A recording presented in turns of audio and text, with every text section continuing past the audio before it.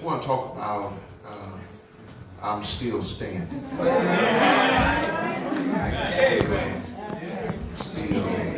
Standing. Yes, sir. in this season that we are in, it requires some decisions. Right. And when we look around to be able to look forward, doing by itself doesn't seem to guide you anywhere. But a decision tied with doing continues to carry you much further. So you need to know where you're going in order to decide to do. Decide to do and you don't have a clue as to where you're going presents some peculiarities because you don't even know when you get there. Right, right. And to not know when you get there describes that you might have started out in the wrong direction. This walk of pastoring people is not an easy walk. Matter of fact, when you think they ain't gonna do, that's when they do. And when you think they are gonna do, that's when they don't. And I learned some time ago that don't look for people to do. Right. Just depend on God to take do care it. of. Because the more you depend on people, the more you're going to be disappointed. Disappointed. Frustrated. Disappointment to a pastor is laid with potholes. Because a pastor has to continually push themselves as well as push others to try to meet the goal. And the goal ought to always be measurable. In other words, not only do you decide to go, but you ought to know when you get there and be able to measure how long it took you. Because many times we set out with plans, and the plans are thwarted because the enemy is trying to stop the plan of God. And many times people think that it is the plan of the pastor without even consulting God. But the reality is every pastor that knows anything knows that there must be a consultation that occurs with God before even embarking on the journey. Paul talked about the journey this way. He said, I fought a good fight, kept the faith, and I'm now ready to be offered up. Because he described the journey as a ship, riding in a ship, and he described even the journey as a race. Because he even said on another occasion that the race is not given to the swift nor to the strong, but to them that endure unto the end. Now, we're here on this time of celebration, but the question really has to be, are you hanging in there? Because year after year, most pastors understand who started with them and who is still with them and who's going to continue with them. I found out a long time ago, one of the things you hate to hear is that when somebody says, I'm going to be with you no matter what. Because immediately when that's said, the devil is on the attack for the words that came out your mouth. And he is out to make sure that the relationship is severed. Many times when that strength in the commitment is said, the next thing you know, they're gone. Because listen, this warfare is no joke. Right. So even while the decision must be to stand, the reality is here in this third chapter, we find that there are these characters that are listed. We've got the king, king called Nebuchadnezzar, and he's got princesses, governors, all kinds of people in his cabinet. He also has elevated Shadrach, Meshach, and Abednego. They are also in his cabinet. Now, why Nebuchadnezzar decided to erect a gold image is not answered, because this image was 90 feet tall and 9 feet wide. That's pretty tall and that's pretty big. You can't miss this image. And so he had set it up that whoever does not worship this image will be put into a fiery furnace. So the fiery furnace has already been planned for those that do not follow this kind of worship. So when the image is erected and they start worshiping, because when the music is played, they are supposed to fall down. And when you look at 10 people standing and the music plays and only 3 is still left standing, it's pretty noticeable. And you would think, would nobody have to tell the king? But then there's always somebody going to be talented. Somebody got to run back and tell what you ain't doing. They don't talk about what you ever did. They love talking about what you didn't do. So they told on Shadrach, Meshach, and Abednego. And so when they were told on, the king then confronted Shadrach, Meshach, and Abednego and asked them, are you the 3 that decided not to bow down and worship the image that I put together? And, in warfare, you better be bold. You better. Even when you serve God, it's a good time to be bold. When you are looking out at people and they looking at you. And if you're not bold enough to continue what you're doing, it's time to just go on and sit down. But you got to be bold in this. It doesn't matter what you're doing and how you sound. You just got to continue to press forward. They said, "O king, yes, we will not bow down to your image.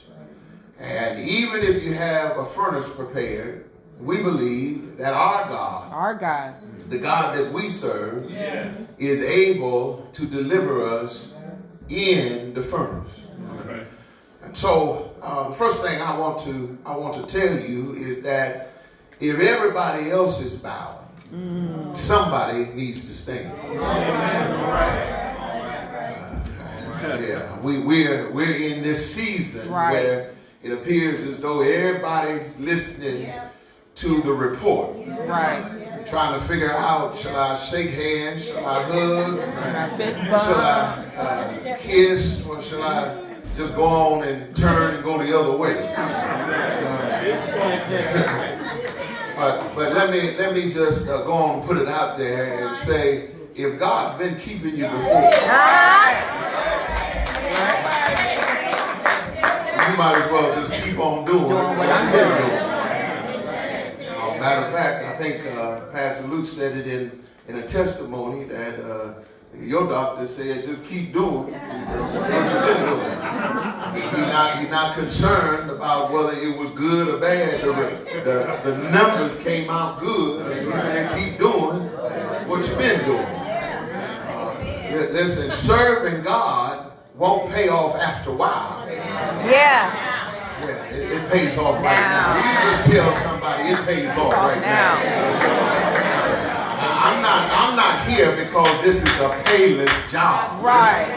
It has some pay to it, just Right. like sin has some pay to it. For the Bible says there's wages to sin. Yeah. But if there's wages to sin, then there's wages to serve. And when you serve God, God will reward you. Thank you, oh God. He even said that if you pray to Him in secret, Ah. He'll reward you openly. Openly. So it's good to not only serve Him, but it's good to talk to Him in private. It's good every now and then to go to your secret closet Yeah. and just stir up a conversation with God.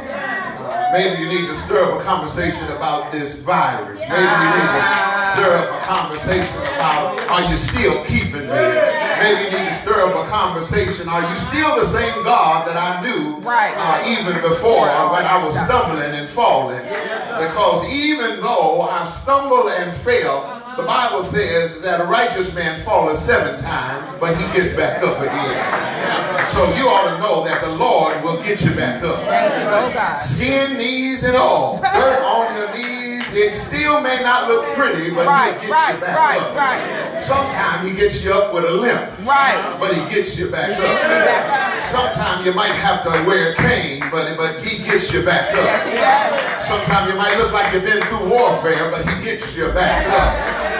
Even though you might have been stabbed in the back, he gets you back up. Because again, serving the Lord pays off, not after a while. It pays off right now. And so these men said, we will not honor, we will not worship your image. And thank God somebody understands not bowing. Because when you bow, you'll burn. Because see, serving God means that there are times when you have to lay prostrate. But that prostrate has nothing to do with bowing to an image. It has to do with honoring a most holy God. And when you honor a most holy God, let me tell you that there's nothing like His protection. There's nothing like His provision. There's nothing like His keeping power. Thank you, God. Because He is able. Yes. The second thing is when you look at this, not only should you stand when everybody else is bowing, but secondly, when you look at this, you need to look at somebody needs to stand when there's a king who doesn't honor God. Jesus. Because Nebuchadnezzar said, I'm going to build an image. And this image, I want everybody to worship. I don't care if you have your own God. I want you to worship this God. Now, if you look at some of this season that we're in, this season says that you need to decide whether you're going to serve God or whether you're going to stay home.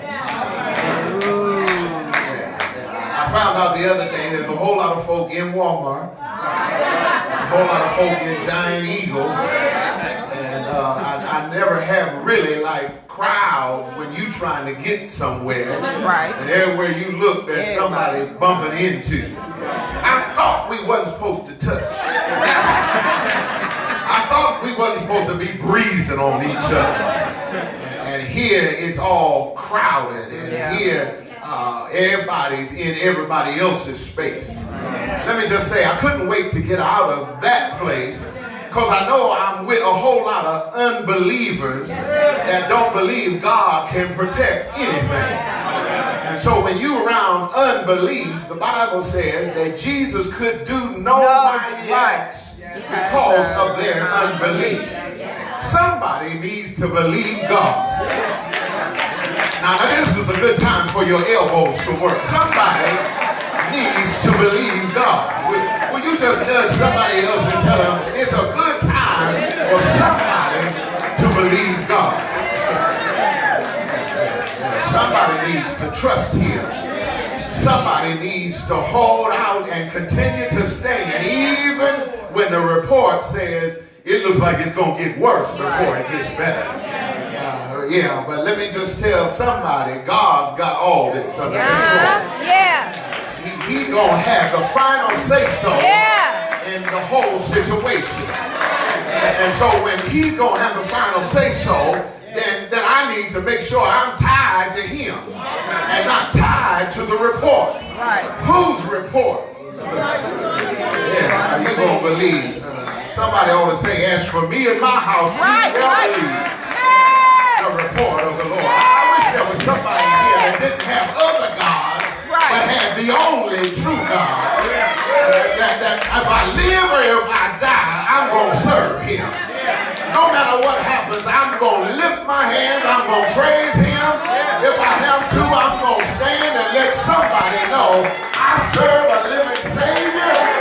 He's in the world today. No matter what men may say, I'm serving him. Listen, all my cards are on him. I'm all in. I wish there was somebody here that didn't been saved all their life. I'm all in with him. I'm going broke with him because he's my all in all. He's my all in all.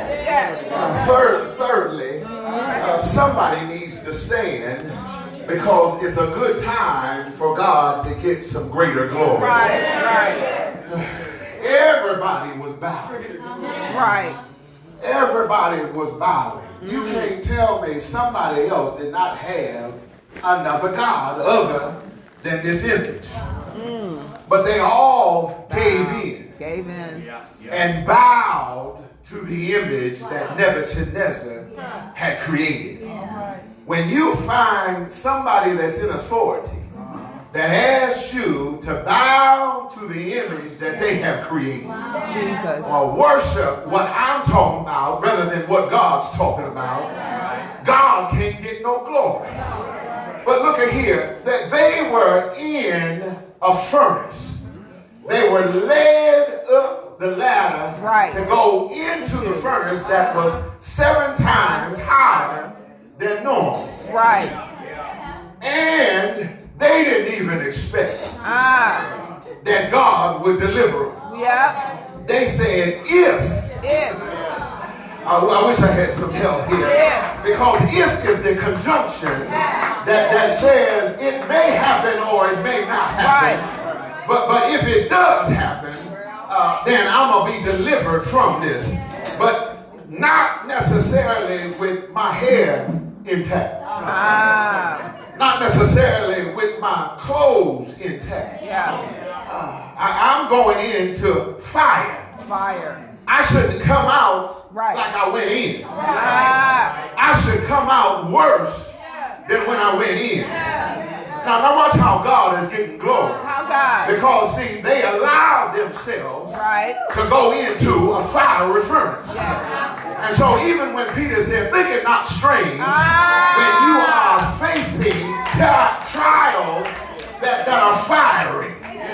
Because see, when fiery trials come, they really are just to refine you, to get all of the dross out, to get all of the impurities out, so that you can serve him as pure gold. See, when you come to the Lord, you come messed up, jacked up, with a whole bunch of dirt on you, but God is able to clean you up. And when he cleans you up, you don't look like what you've been through. Because he actually makes you better than what you used to be. They went in and came out with no smoke, no hair seen. Eyebrows were still intact. I wish there was somebody that knew. You can't play around fire around your face. You won't have no eyebrows, no eyelashes, no mustache, no peach fuzz, nothing. All of it will be gone because fire ain't nothing to play with. Let me tell you, but God is a consuming fire. Yeah, he can burn the mess up and cause the mess to be left on the top. And then what's even left after the mess is left on top is nothing but what is what you're supposed to have, and that is who you really are. Right. Because see, God knows who you are. Yes, he does. Let me say that again. God knows who you are. People like to come to church and act like they're somebody else, but God knows who you are.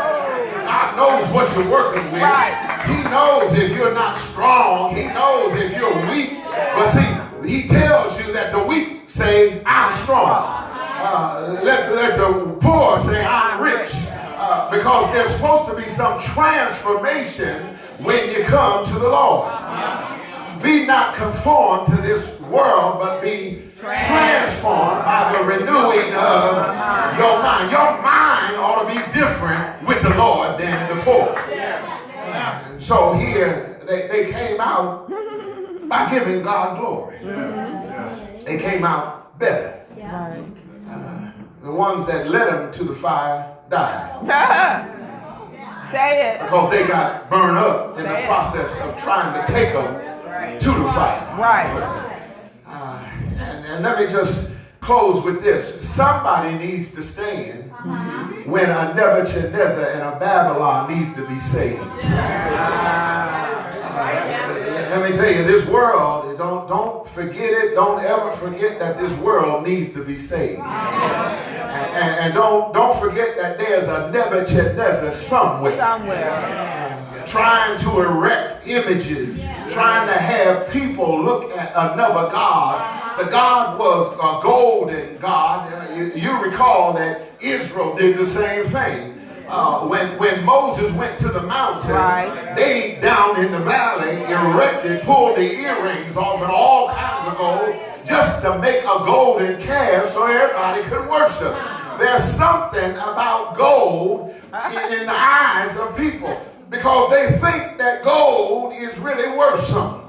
The reality is, yes, it is worth something because when I get to heaven, the streets are not laid with gold. Yeah, they are made of gold. They tell me that there'll be crowns in, there'll be diamonds in my crown, rubies, pearls, all because of what I've been through. All right. That what I've been through, there will be evidence that I made it out. Yeah. Because there's going to be a reward for my being able to stand. And Nebuchadnezzar turned all the way around. Right. Because when he decided to go back to the furnace, that same furnace that he had ordered Shadrach, Meshach, and Abednego to go into, he went down to see what had happened. Because he wanted to see, was their testimony able to hold up. So when he went on to look into the furnace, the Bible says that he declared that didn't we put 3? Yeah. But now I'm looking in and I see a 4th one. And it looks like the Son of God. Can you imagine how Nebuchadnezzar felt? He's a logical king, but he's a powerful king. He made up in his mind, I know how many I put in. But there's something about this God that they serve, because this God that they serve doesn't allow them to go through the furnace by themselves.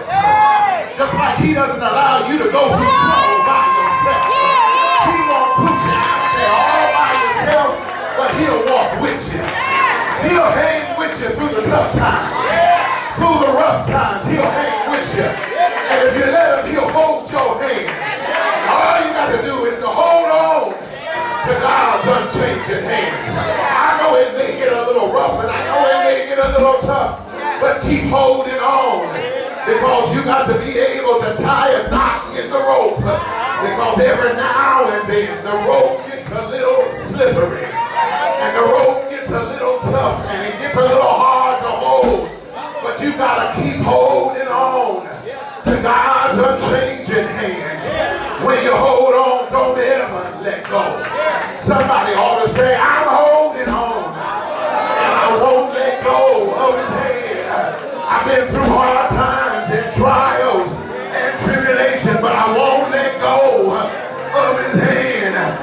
been stabbed and I've been ridiculed, but I won't let go of his hand. I've been up and I've been down, but I won't let go of his hand. I've been talked about, I've been mistreated, I've been rebuked and I've been scorned, but I won't let go of his hand.